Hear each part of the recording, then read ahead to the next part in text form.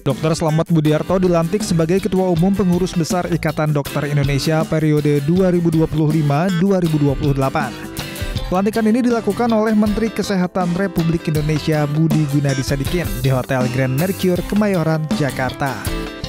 Dalam sambutannya, Slamet Budiarto tegaskan komitmen IDI untuk menjadi mitra strategis pemerintah dalam meningkatkan kualitas kesehatan masyarakat dan menjaga ketahanan nasional di bidang kesehatan. Dalam menjalankan estafeta kepemimpinan yang kini ia pegang, sederet permasalahan mulai bermunculan. Tanggapi ini, Slamet Budiarto tegaskan IDI akan terus kawal kasus ini. Kami sangat tertampan, makanya kami sangat mengutuk dan kalau perlu secara kriminal ya harus ditegakkan hukum. Kami di IDI sudah melakukan proses, tapi kan kami menunggu hasil penyelidikan dan penyidikan. Tapi prinsip IDI tidak mentolerir dan mengutuklah hal tersebut karena melakukan perbuatan yang tidak senonoh di dalam rumah sakit. Itu yang sangat memprihatinkan sekali. Karena yang melakukan penyelidikan kan polisi, jadi kami belum tahu. Kami menunggu, kami membantu Polda Jawa Barat melalui di wilayah Jawa Barat untuk membongkar semua lah. Jangan-jangan ada kasus lain. Slamet Budiarto tegaskan langkah preventif untuk mencegah kasus kriminal yang dilakukan dokter nakal perlu dikawal oleh sistem yang jelas. Perubahan sistem dipercaya bisa menjadi langkah akurat dalam mengawal dunia kesehatan yang lebih baik.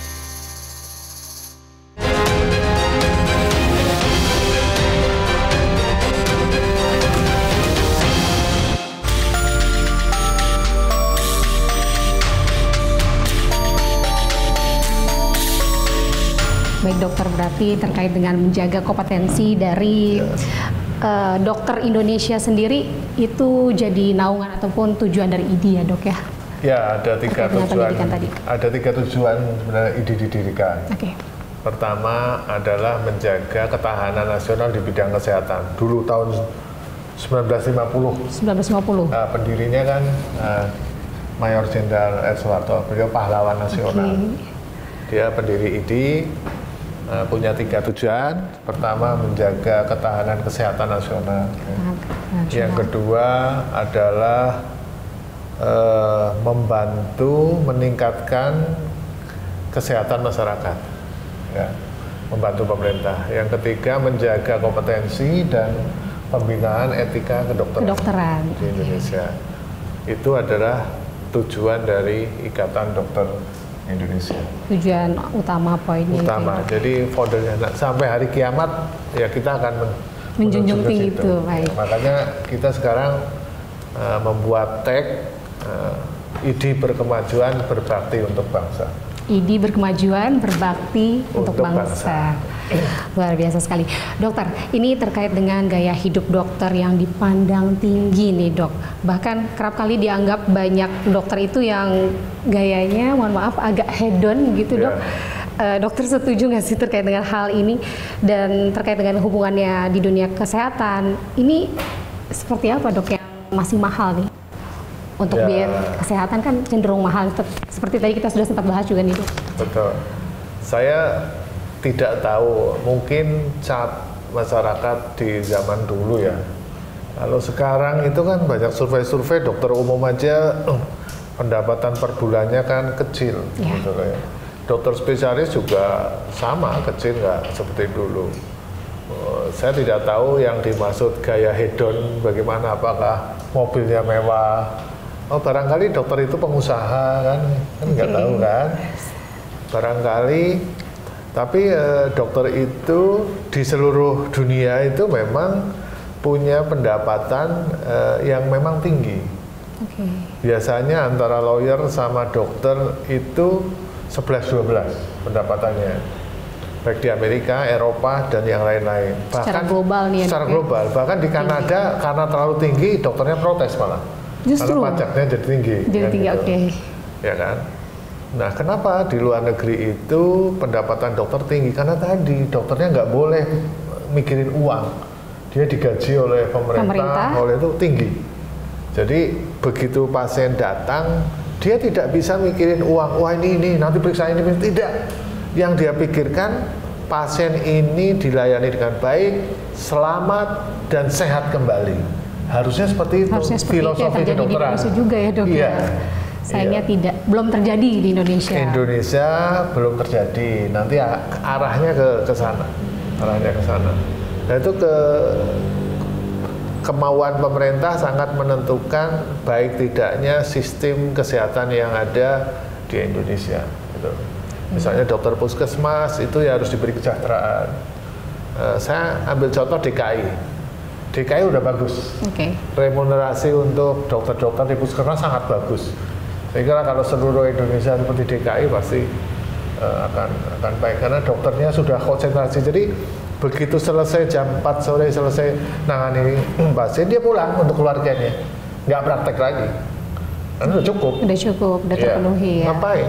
Praktek lagi, capek, nangani pasien, pasiennya juga pasien safety-nya jadi berkurang. Oke, mungkin dok yang tadi saya sampaikan terkait dengan hedonisme. Ini kan perkembangan dengan teknologi juga dok. Kenapa bisa dinilai hedon itu? Mungkin ada beberapa dokter yang gaya hidupnya atau di flashing gitu ya dok, bisa dikatakan seperti itu. Ini ada kaitannya nggak sih dok dengan biaya kedokteran yang mahal? Apakah itu menunjang gaya hidupnya para dokter sendiri yang terbilang hedon tersebut ini dok? Sebenarnya jadi pertanyaan mungkin masyarakat gitu. Ya itu kan subjektif ya. Ya, balik lagi sih dok. Seperti tadi dokter bilang kan pemerataannya belum terjadi mungkin lihat kayak dokter kecantikan yang itu kan kaya raya ya, karena kan mereka usaha. Kosmetik kan gitu lah. Jadi ada bisnis juga. Ada bisnis juga. Tapi kalau dokter, saya kira pendapatannya terukur. Dan saya kira dibanding direktur Pertamina ya kita mungkin sepertiganya ya. Rata-rata pendapatan dokter spesialis di Indonesia antara 40 juta sampai 100 rata-rata. Rata-rata ya. Kita rata-rata. Kalau dokter umum antara 3 juta, mungkin 2 juta sampai 10 juta sekitar itu rata-ratanya. Itu untuk dokter umum ya, secara global di Indonesia. Kalau dokternya hedon barangkali dia mempunyai usaha lain, bisnis, ya kan? Terus barangkali dia ada pendapatan yang lain.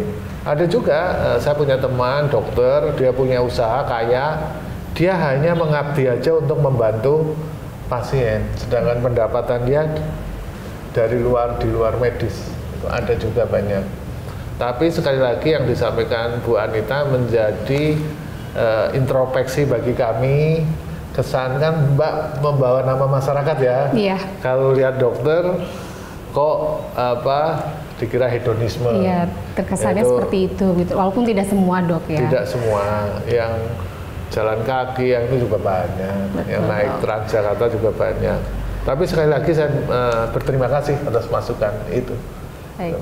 Berarti ke depan itu akan jadi salah satu bahan evaluasi ID juga ya dok ya? Terkait dengan pengawasan tenaga medis itu dok. Betul. Pembinaan etika. Oke, dok, ini terkait dengan pemerataan nih dok. Tadi kan dokter sudah sampaikan bahwa kalau di Jakarta sudah cukup baik remunerasinya. Lalu bagaimana dengan yang di daerah nih dok? Ini solusinya seperti apa dan sebenarnya sistemnya tuh gimana sih dok? Agar bisa sama kira-kira dengan yang di pusat ini sendiri. Untuk penugasannya tuh seperti apa dok? Mungkin bisa dijelaskan satu-satu. Terakhir yang viral tahu ya dokter anestesi yang di mana? NTT ya? Iya. Rumah sakit nggak ada. Ya karena ya itu tadi masalah kesejahteraan. Dokternya dari pendidikan sudah keluar duit sangat banyak. Yang kedua tidak dibayar, waktunya panjang. Akhirnya sebagai manusia yang normal dia harus menghidupi istri, anak. Akhirnya dia harus berjuang untuk itu. Tapi saya menilai dokter-dokter Indonesia luar biasa kemanusiaannya. Ada beberapa dokter saya dapat info ada yang dari Papua. Ada yang di NTT atau mana lah daerah-daerah terpencil. Mereka bisa 3 sampai 6 bulan belum dibayar. dia buka rumah makan Padang, buka apa, sampai sebegitunya. Tapi dia tetap berjuang untuk kemanusiaan di daerah tersebut. Nah, kembali lagi kepada pemerintah. Ya, kami menghimbau kepada pemerintah, belanjalah SDM, kurangi belanja alat-alat kesehatan.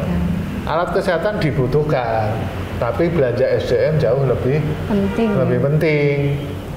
Misalnya nih, kita butuh 1000 dokter spesialis. Hitungannya kan gampang. 1000 dokter spesialis ditempatkan di daerah-daerah luar terpencil. Anggap aja satu spesialis 100 juta. Ya. Berarti kan 1 triliun per 100 miliar ya. 100 miliar per bulan kali 12. Berarti 1,2 triliun per tahun. Tapi dokternya semua vaskes di daerah terpencil perbatasan kan tercukupi. Iya kan? Ya. Sekarang kan bayangkan Mbak, ada di sebuah kabupaten dokternya nggak lengkap, tapi ada sebuah tambang di tengah hutan dokternya lengkap. Masalahnya di mana? Masalahnya tadi kesejahteraan yang belum rata ya dok ya? Iya, dokter kan mikirkan anak, istri, harus sekolah kan gitu kan? Iya, karena dokter juga manusia nih. Dokter juga manusia. Berbakti pada nusa bangsa itu nomor 1. Ya. Tapi kalau negara mampu membayar dengan rasional, tidak dibayar secara rasional itu namanya dolim, ya kan? Kasihan dokter-dokternya. Jadi kembali lagi, belanja SDM lebih baik daripada belanja sarana prasarana. Gitu.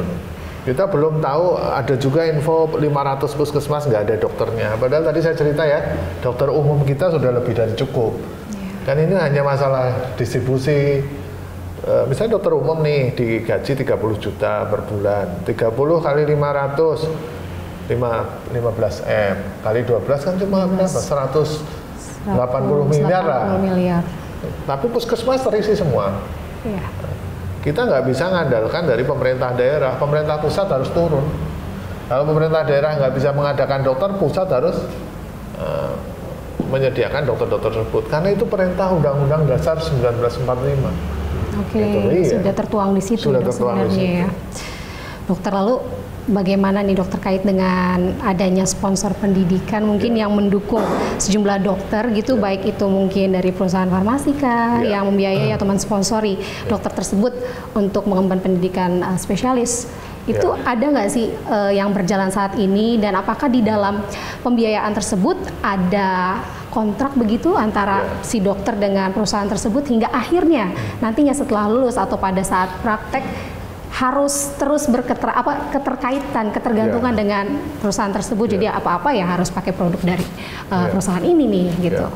Itu seperti apa sih? Setahu saya selama 10 tahun ini itu sudah nggak ada. Sudah tidak ada. Nggak ada. 10 tahun ini. Ya, 10 tahun ini. Sebelumnya saya nggak tahu.